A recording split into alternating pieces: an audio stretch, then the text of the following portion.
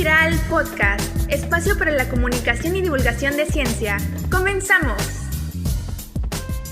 ¿Qué tal? Bienvenidos una vez más a este nuevo episodio de Ingenio Viral Podcast. Este programa dirigido para ustedes, estudiantes de preparatoria, aquellos que nos escuchan en casita, en la escuela o en el camión. Les tenemos un nuevo tema muy interesante que queremos platicar el día de hoy.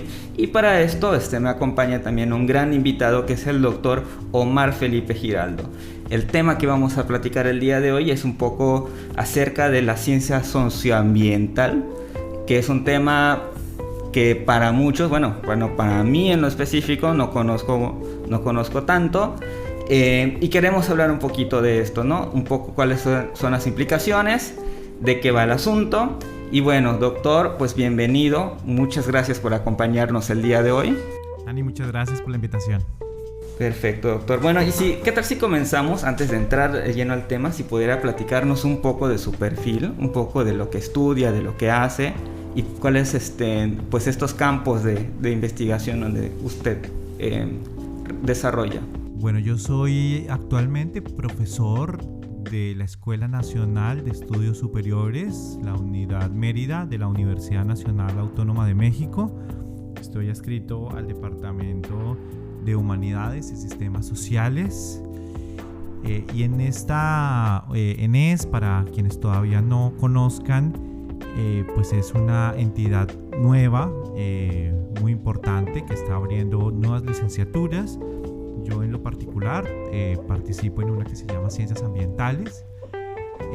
Y bueno, yo lo que hago en general pues es hacer investigación, docencia y participación como activista en procesos sociales de defensa del territorio, en la agroecología y en pues la contribución a pensar esos otros mundos distintos que tenemos que hacer surgir en medio de esta gran crisis ambiental y esta gran crisis que amenaza la supervivencia de los seres humanos y de muchos otros seres en el planeta. Perfecto, doctor. Y eso, bueno, al menos por lo que nos comenta, es algo que tiene mucha relevancia en la actualidad, sobre todo en estos ambientes afuera del laboratorio, ¿no?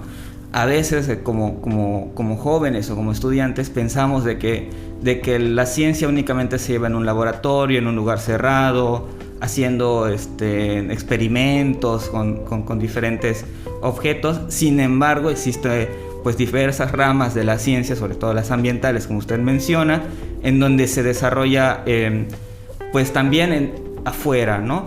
Y además también en conjunto con diferentes comunidades y en sociedad.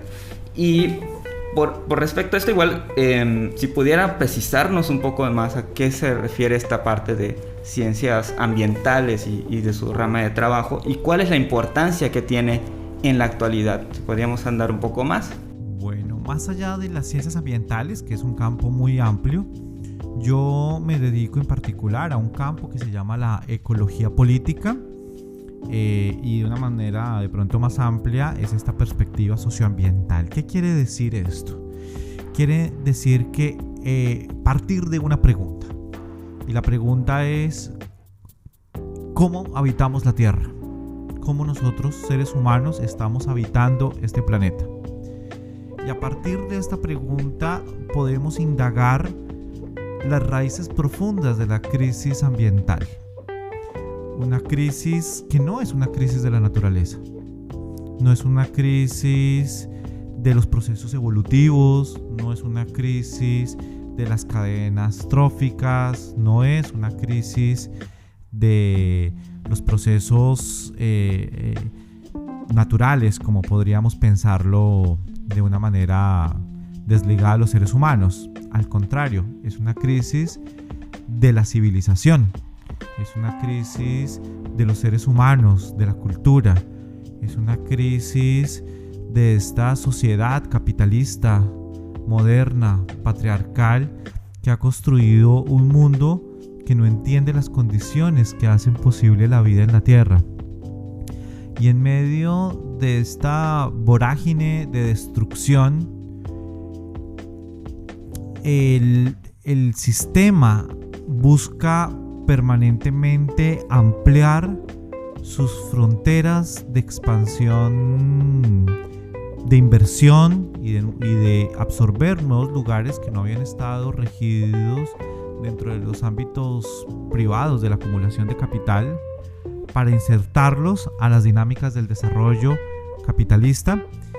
Y en medio de esto surge precisamente la pregunta por el poder, y por el poder que subyace a las estrategias que los gobiernos, que las empresas, que el sistema en su conjunto despliegue para apoderarse de nuevos y cada vez más territorios, para seguir un proceso de crecimiento infinito en un planeta finito. Es una locura esto, pero basados en la racionalidad económica del mercado, las personas y el sistema en su conjunto, mejor decirlo así, creen que es posible continuar este proceso de manera indefinida, y que además el proyecto del desarrollo consiste siempre en más tecnologización, en más progreso, en más urbanización, en más todo, siempre todo más. Pero el planeta tiene límites naturales, tiene límites materiales, pero también tiene límites ecológicos que ya hemos traspasado. Y en medio de esto, los pueblos, muchos de ellos intentan sostener sus propios mundos de vida, porque muchas de estas inversiones han llegado a las comunidades rurales, principalmente protagonizadas por pueblos indígenas, afrodescendientes, pueblos campesinos, que ven amenazadas sus condiciones de existencia y que en medio de estos procesos buscan resistir, defender sus territorios.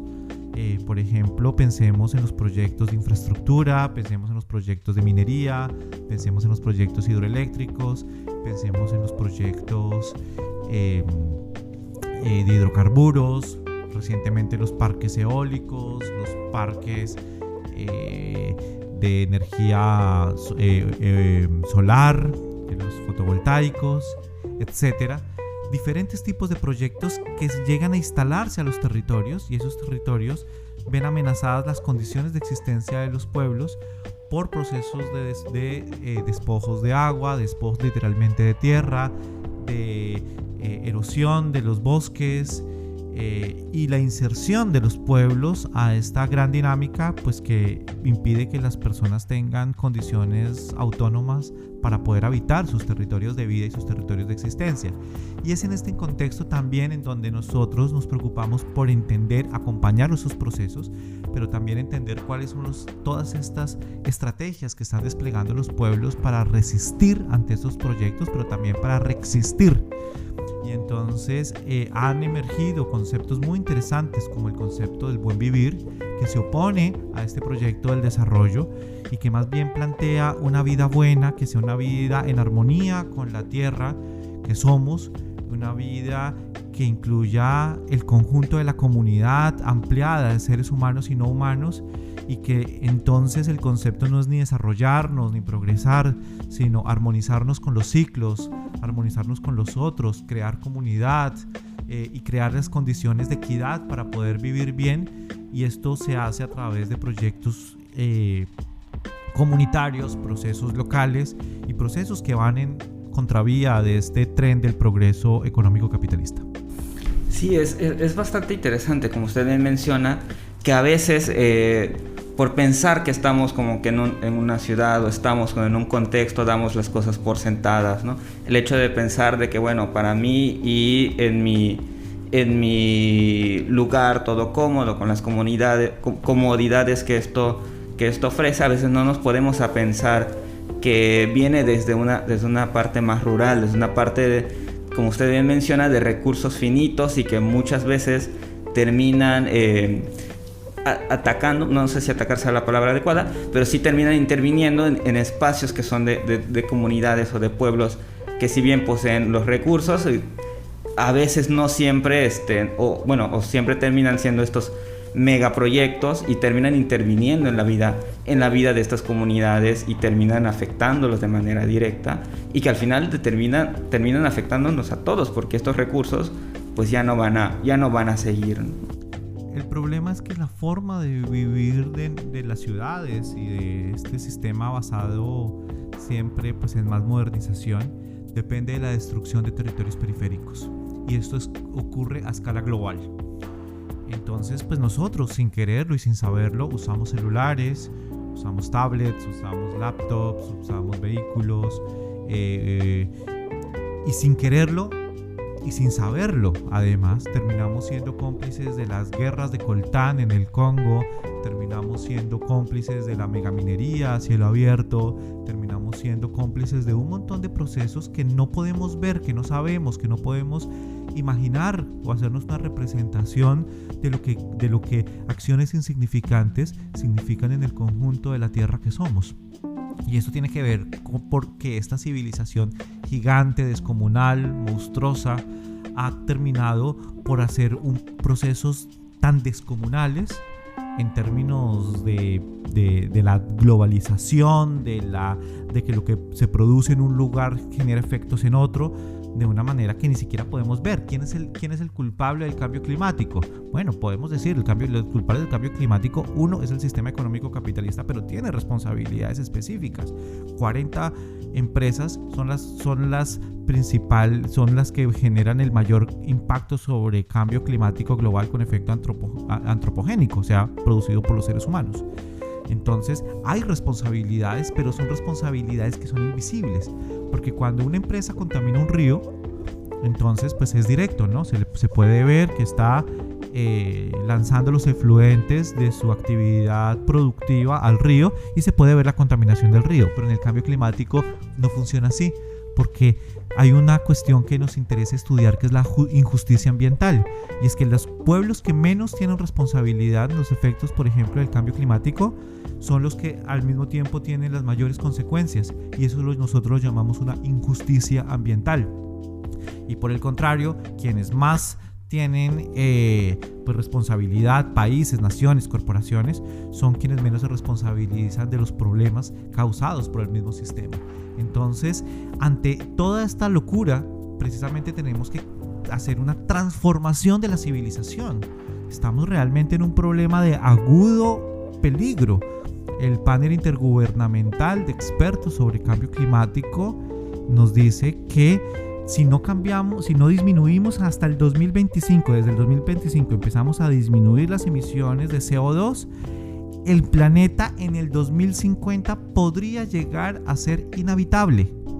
Nos lo dice, no, estamos en las reuniones ahora de las Naciones Unidas, el Guterres lo dijo el día de antier, no es algo que dicen los científicos del mundo. Qué tan difícil es poder entender esto, pero vivimos como en la película de No miren para arriba, no sé si lo vieron, en donde la frivolidad, en donde la gente está pendiente de que si Shakira le puso los cuernos a Piqué, de que si Will Smith le pegó la cachetada al otro, del reggaetonero, y no nos estamos dando cuenta que nos estamos ahogando. Y precisamente esto nos llama a una transformación profunda de toda la civilización occidental y toda la civilización que se ha construido sobre este sistema en crecimiento permanente. Bueno, lo que nosotros hacemos desde mi área de estudio es pensar cómo es posible hacer esto. ¿Cómo es posible hacer una transformación de toda esta manera de haber construido esta sociedad ecocida que destruye territorios, que destruye pueblos y que es suicida por otro tipo de civilización? Entonces, fíjate el tipo de discusiones en las que nos estamos metiendo cuando estamos indagando sobre esta área de trabajo, y esto nos lleva a preguntarnos por acciones singulares de los pueblos, por desarrollos específicos que nos lleven a la autonomía energética, que nos lleven a la soberanía alimentaria, que nos lleven a un sistema en descenso energético que construya otros tipos de economías solidarias, y es ahí donde se inscribe el campo del pensamiento socioambiental y de los estudios relacionados con ello. Wow, sí, es un área gigantesca, ¿no? Como usted menciona, tiene un impacto y tiene una relevancia completa en nuestro modo de vivir. Como usted bien menciona, el hecho de a veces tener esta frivolidad o este tipo de pensamiento muy alejado, porque pensamos que es algo que lejos, ¿no? El hecho de pensar en el hoy y no pensar en cuestiones de que ya están a la vuelta de la esquina. Pensar que 2025 es básicamente un par de años y esto ya se encuentra presente y ya lo estamos viviendo. Sin embargo, pues hay lugares o burbujas donde todavía se mantiene este pensamiento de lejanía o que no nos afecta o no lo sentimos tan fuerte como sucede en otros lugares, ¿no? En los pueblos, incluso aquí en Yucatán, donde se vive, donde también tenemos este tipo de situaciones de despojo de tierras, de situaciones donde igual ya están ingresando nuevas empresas o que son bajo este concepto de desarrollo. Sin embargo, ya están impactando y ya lo tenemos aquí. Y ni siquiera tenemos que ir tan lejos, incluso en lugares aquí cercanas a la colonia de la ciudad de Mérida, y ya se están viviendo ese tipo de procesos y de problemas y situaciones. Sobre todo Yucatán, yo diría, ahora Yucatán es un área intensiva para los procesos de acumulación de capital. Toda la península me refiero, que comenzaron pues con Cancún, comenzaron con todo el tipo de infraestructura turística que se fue creando, pero que ahora a través de proyectos como el Tren Maya van a ampliarse al conjunto de la península. Hay que entender, por ejemplo, que el Tren Maya no es a todos nos gustan los trenes, por supuesto, es mejor un tren que un carro, que ir en camión. Pero no se trata de eso, se trata de entender que es un ordenamiento territorial de la península en términos de los megaproyectos que se están pensando. Entonces hay proyectos de parques eólicos, proyectos de parques fotovoltaicos, proyectos de monocultivos, particularmente en Jopelchen, todos los proyectos que se están generando en términos de soya transgénica, a pesar de que es ilegal, de sorgo y toda una cantidad de monocultivos, proyectos mineros. Aunque la península no es tan rica en minería, existen los proyectos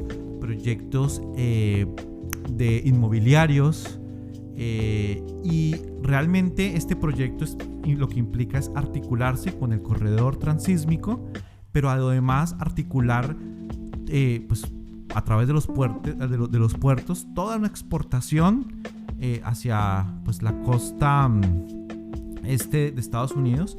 Pero además estaba ahora revisando que el proyecto busca ampliarse a un megaproyecto que se está haciendo entre Estados Unidos y Canadá para juntar todo esto con vías férreas dentro del Tratado de Libre Comercio entre Estados Unidos, Canadá y México, y articular, digamos, todo como una zona intensamente comercial. Bueno, en estos modos lo que ocurre pues son procesos de extractivismo profundo que se va a hacer sobre estos territorios, extractivismo turístico, extractivismo industrial, extractivismo de materias primas, y que esto va completamente en contravía con todos los otros procesos que están haciendo los pueblos en sus condiciones de existencia. Ahora, por ejemplo, tenemos una noticia extraordinaria en la que yo también vengo participando, muy reciente. 50 organizaciones de la península de Yucatán que trabajan en agroecología de las comunidades están tomando la decisión de hacer una red muy importante, hacen unos trabajos extraordinarios en la península. ¿Por qué no pensar en procesos como estos que están creando economías territoriales, que están pensando procesos para reverdecer la tierra a través de procesos que no envenenan la tierra, que crean comunidad, que protegen el agua? ¿Por qué no partir de los procesos ya existentes y más bien vienen proyectos foráneos pensados desde las agendas internacionales y desde la agenda del capital a implantarse sobre los territorios de vida de los pueblos? Bueno, esa es la disputa que tenemos que pensar y que estudiamos desde nuestra área de trabajo. Precisamente, bueno, cambiando un poquito de tema, que para aquellos los que nos escuchan en casa, sobre todo nos dirigimos para aquellos que nos escuchan desde su escuela o nos escuchan en el camión o en clase haciendo pues sus tareas, y que tienen este interés sobre todo en trabajar con cuestiones de ciencias ambientales o independientemente de eso, porque también creo que este tipo de conceptos, este tipo de bases también recurren en cualquier área científica, en cualquier área de conocimiento, y con base en eso pues se requieren tener estas bases o tener conciencia de todos estos conocimientos al momento de hacer ciencia. Entonces, para aquellos estudiantes que nos escuchan, para aquellos en casita, ¿cuáles considera que sean estas bases, ¿no? ¿Qué tenemos que tener siempre presente al momento de hacer ciencia? Para aquellos que quieran dedicarse más adelante a esto, o independientemente de que sean científicos o no, pero que sí debemos tener al momento de pensar, ¿no? De qué debemos ser conscientes. Bueno, lo primero pues es una posición ética con respecto a la vida, una sensibilidad con respecto a la tierra. Sin esto no se puede hacer. Si no partimos de una profunda afectividad ambiental, de que nos duela, de que tengamos empatía con los otros seres de la tierra y con los otros, con nuestros congéneres, particularmente con aquellos que siempre salen tan despojados en la repartición de la riqueza mundial. Sin esto es muy difícil realmente tener una posición honesta. Entonces lo primero es una sensibilidad. Después de tener la sensibilidad implica entonces tener esta posición ética y una posición además política. Esto es demanda posiciones políticas. Acá no creemos en la neutralidad de las ciencias. Acá creemos que o se está con el proyecto de vida o se está con los proyectos de muerte.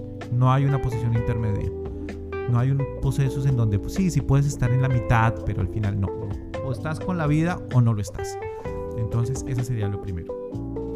Lo segundo, entender que para comprender estos procesos necesitamos nutrirnos de las diferentes ciencias.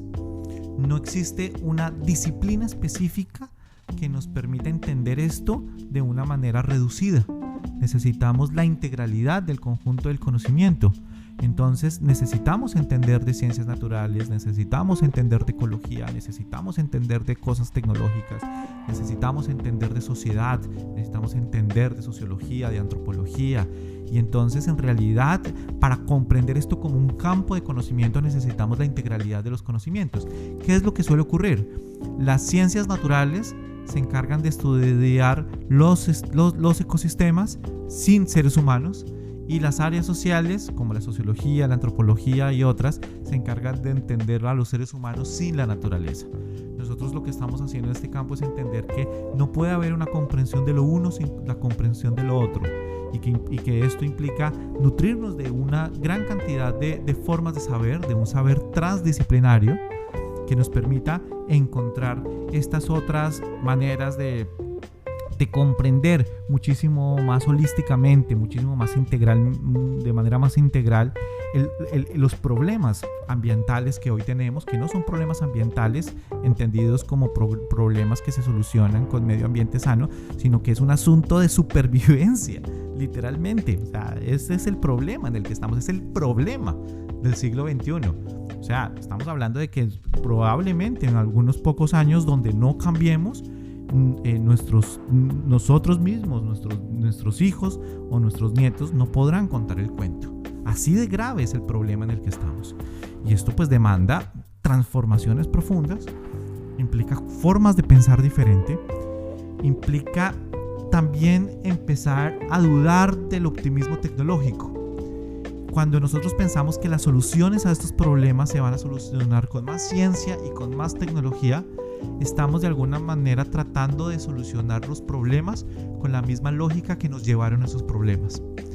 De alguna manera, las soluciones a toda esta locura en la que nosotros estamos es muchísimo más sencilla de lo que creemos. Se trata de simplificar la vida.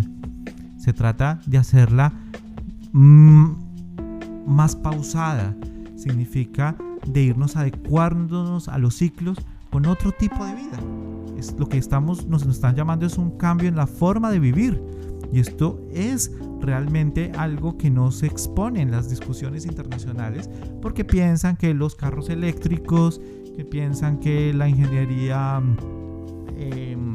a gran escala, como incluso hay proyectos de Bill Gates que intentan hacer cosas loquísimas, correr la Tierra un poquito del Sol, poner grandes reflectores en el mar para reflejar el sol. Pensamos que con más tecnología vamos a solucionar los problemas que nos llevó la misma tecnología.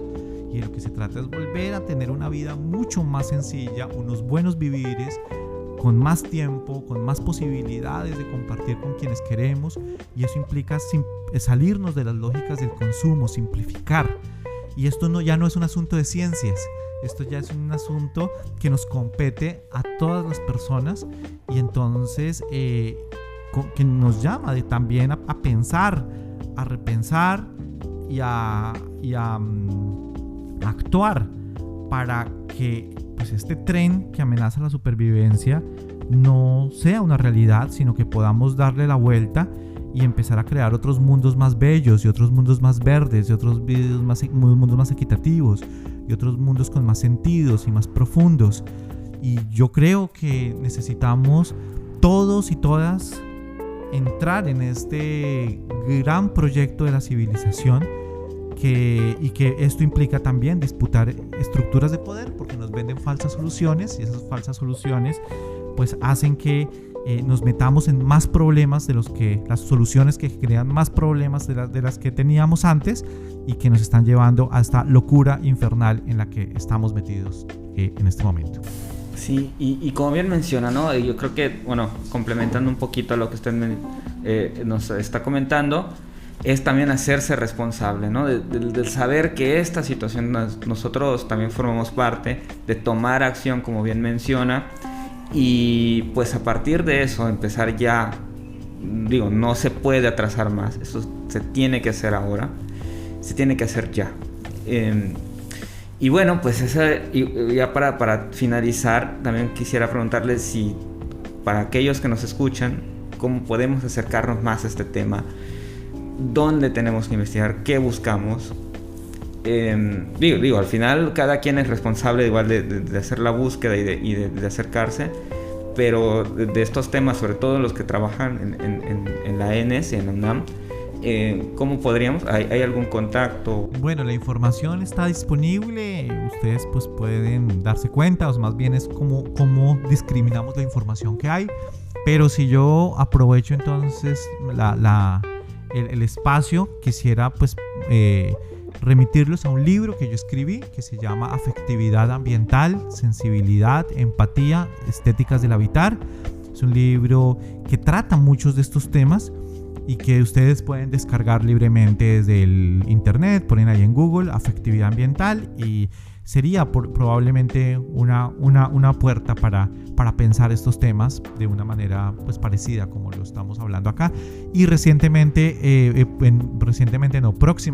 en apenas 2 semanas, lanzaré un nuevo libro que se llama Multitudes Agroecológicas. También va a estar disponible en la red. Pienso que el conocimiento debe ser libro y no mercancías, y entonces se podrá descargar Multitudes Agroecológicas, que plantea todas las posibilidades que hemos estado documentando en un trabajo que no te conté de más de 8 años, en donde hemos estado investigando experiencias en esto en más de 12 países del mundo, y donde están reflejadas en este libro, mostrando que esos otros mundos ya son posibles, que vienen en camino, que hay muchos territorios, que hay muchas comunidades, que incluyen millones de personas que están haciendo otras cosas diferentes, que esta no es la única posibilidad. Esa es la que nos venden en las noticias, la que nos vende el sistema, pero de una manera silenciosa, por debajo, están ocurriendo otras cosas bellas. Y bueno, el libro expresa muchas de estas otras formas de habitar que están creando los pueblos en el planeta Tierra.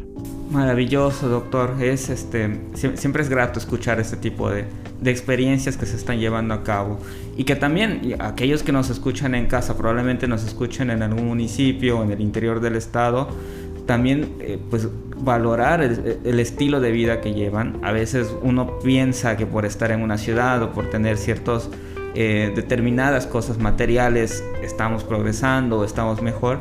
Sin embargo, no nos ponemos a valorar lo que realmente importa, ¿no? Que son estas relaciones sociales y nuestro vínculo que tenemos pues con la propia naturaleza, con nuestro propio entorno y con nuestra propia comunidad ambiental. Y bueno, doctor, no sé si quisiera agregar algo más. Tal vez una cosita más que me faltó mencionar, también esto implica cambiar un poco la visión. Ahora que lo comentas con las comunidades mayas que de pronto nos están escuchando. Antes pensábamos que donde esto implica dar una vuelta a muchas cosas. Por ejemplo, entender que muchas veces donde veíamos que estaban los problemas, hoy realmente encontramos las soluciones. Como por ejemplo en todos los saberes de los pueblos, en los saberes de las comunidades indígenas, en los saberes de las comunidades rurales, en los saberes de las comunidades urbanas populares.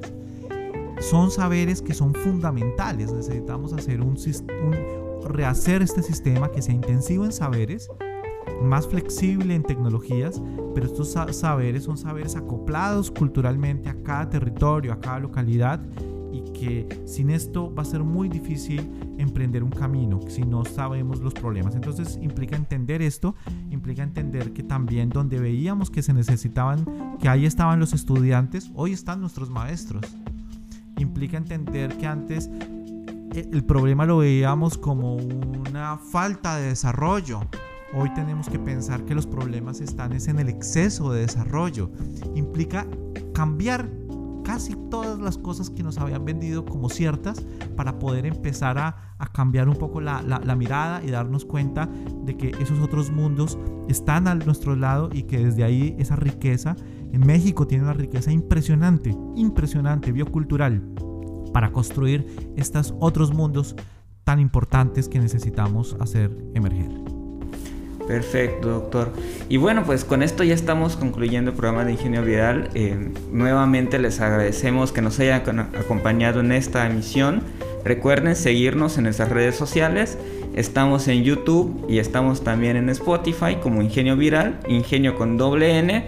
Y también pues nos pueden seguir en las redes sociales de Facebook como la Secretaría de Investigación, Innovación y Educación Superior. Entonces también por ahí les estaremos compartiendo pues los vínculos de las diferentes producciones que ha hecho el doctor y que están libres y accesibles para todos.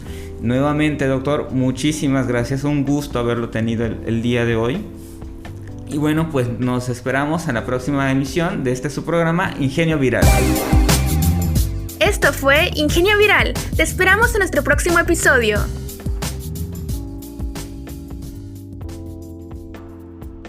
Ingenio Viral es una producción de la Secretaría de Investigación, Innovación y Educación Superior del Estado de Yucatán. El contenido de este programa es con fines de divulgación, sin ánimos de lucro, por lo que no viola los derechos de propiedad intelectual ni derechos conexos. Las opiniones vertidas en este programa son responsabilidad de los participantes. La CIES apoya la libertad de expresión y el respeto a la pluralidad. Queda prohibida la reproducción total o parcial, directa o indirecta del contenido de la presente obra, sin contar previamente con la autorización expresa y por escrito de las partes en términos de la Ley Federal de Derecho de Autor, Mérida, Yucatán, 2021.